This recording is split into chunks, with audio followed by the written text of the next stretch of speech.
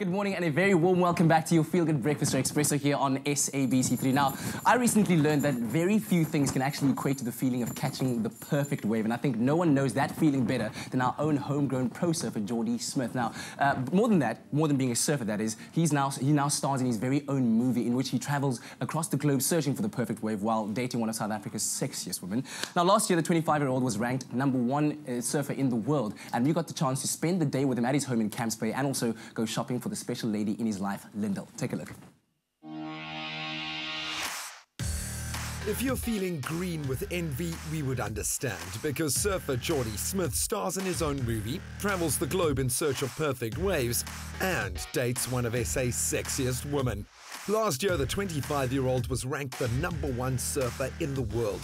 We spent the day with him at his home in Camps Bay. Morning, morning. Nothing like a fresh cup of coffee. Let's jump in. I just got off a plane from pretty much around the world, but yeah, I've been, doing my DVD launch of my movie Bending Colors. Yeah, it's been going really well, actually. We actually have the last DVD launch on Sunday, so kind of excited at the same time, a little nervous, but I think it's going to be the best one, Have my friends and family around, it's going to be awesome. It was pure persistence that won him the attention of model Lyndall. While the couple shares many adventures, one space he keeps to himself. Well, yeah, this is kind of just my man cave. It's where I like to hang out with the boys, and for the most part, I've got some of the most sentimental values of my life right here. So, like this one right here is, this is actually the first trophy I ever got.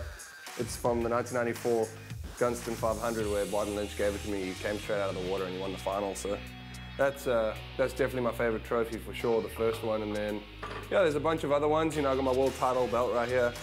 A few of my little junior career ones. There's a bunch of trophies kind of placed around everywhere in the house, but for the most part, these are my most sentimental ones for sure.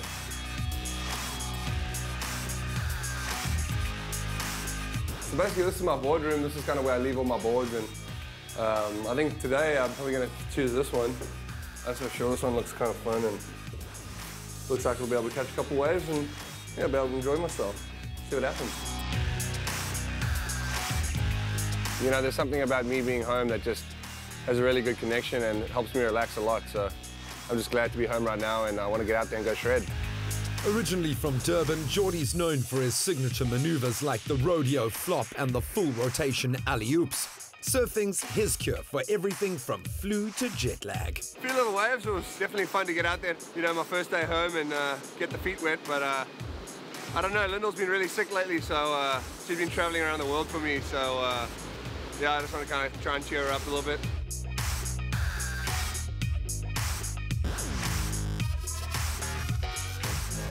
Hey Lyndall, just got you some flowers. Really want to cheer you up, so really hope you enjoy them.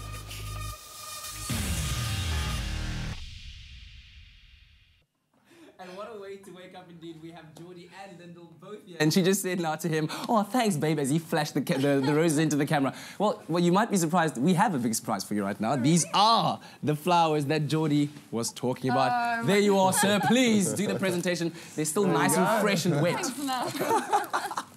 So that's part of the relationship that you guys have. I mean, obviously you make a lot of sacrifices traveling around the world with Jordy, but I'm sure it's all been worth it. 2 years running now. Yeah, it'll be 2 years in Jan.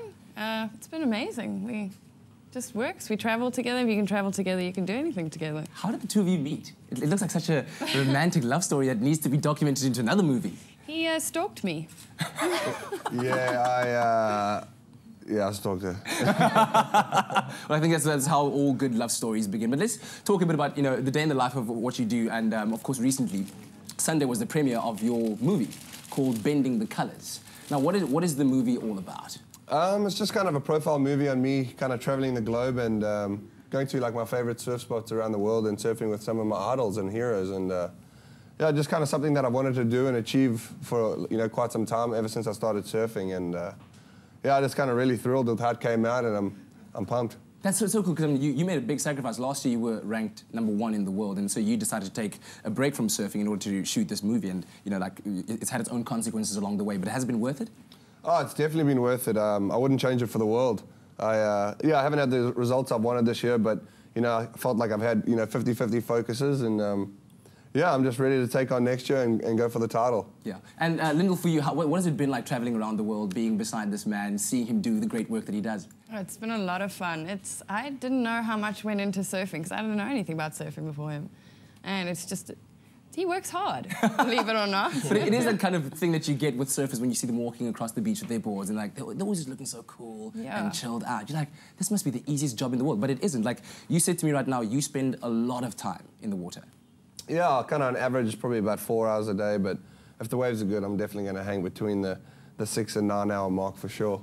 6 and 9 hours in the water, is that when you're shredding? That's exactly when I'm shredding. That's when it's on, that's when it's all going down. What does that mean? Because I also want to wake up one day and be able to say stuff like, I'm about to shred. What does that mean? Well, it can mean many things. You know, shredding can be the person having the most fun out there. Yeah. I think that's always the best surfer, you know, just guy having the most fun. And yeah, shredding is when you're really just kind of having a good time out there, catching a lot of waves and enjoying yourself. Oh, dude. But tell me, I mean, some of the shots are really ridiculous. I was saying just now that one of the shots that I hate to love is where you're standing as tall as you are, upright, caressing a wave as it tunnels over you, and you're like, yeah, shredding, so cool. Tell me about the crew that you needed to make this happen, because, I mean, it must have taken quite a lot of manpower. Yeah, it took a lot of people to make the film.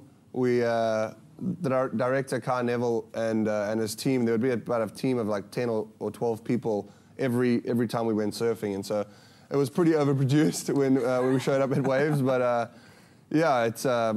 I mean, I look back now and I wouldn't change it at all. It was just all worth it, and there were times and moments where I was just like so over the project, you know, because it's had so much work. But that comes with filming, and yeah, I can just look back and be happy right now. Amazing stuff. Well, dude, I think we want to have a look at that. People can't see the full-length feature right now, but we want to have a look at you know what it is that we're raving about right now, right? For sure. Let's take a look.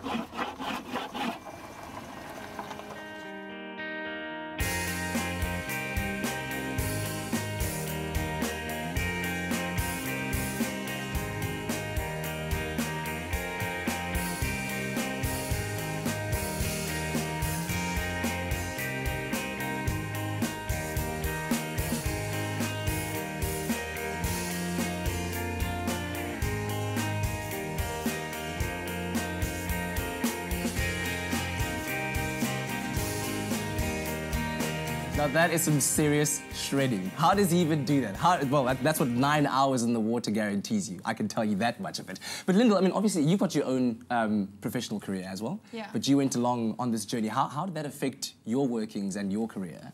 Well, I haven't worked in quite a while. Yeah, I just needed a break. I'd been doing it for about 15 years, so I just wanted a little break, and he said, come on tour with me, so I did. And it's been incredible. And you guys are going to Hawaii? Yeah. At 3 o'clock this afternoon. What's happening in Hawaii? It's the end of year, part of his tour, actually. Yeah, we every year the whole kind of surfing world moves and locates himself across to the North Shore of Oahu, and we get over there and there's 3 events. They call it the Triple Crown. Yeah. And I'm going to be competing in the last 2 at Sunset and Pipeline, and yeah, I just go and try and win those, and then head home for the summer vacation here in Cape Town. You were saying, Nana, that we have some of the best waves in the world, you know, a good training ground for our young surfers out there. But on your tour, having gone all across the world, where have been some of your best surfing highlights? Some of my best highlights, obviously J-Bay for me is just really, you know, kind of a place where it hits home. And yeah, I've won like 2 of my major contests at J-Bay. But outside of South Africa, I'd definitely say Fiji and Tavarua. Wow. I definitely love going there. Not only is it an amazing surf spot, but it's a great place for a vacation. Yeah. And we were speaking earlier on about it's your dad that actually got you into surfing, right? He was a surfer, he was a surfboard maker as well. Yeah, he was. He still is. Yeah. Every now and then he'll throw one on the Christmas tree for me. But it's actually about that time, so I can just expect putting that. it out there. Yeah, just putting it out there. But yeah, no, he's without him I wouldn't be where I am today for sure.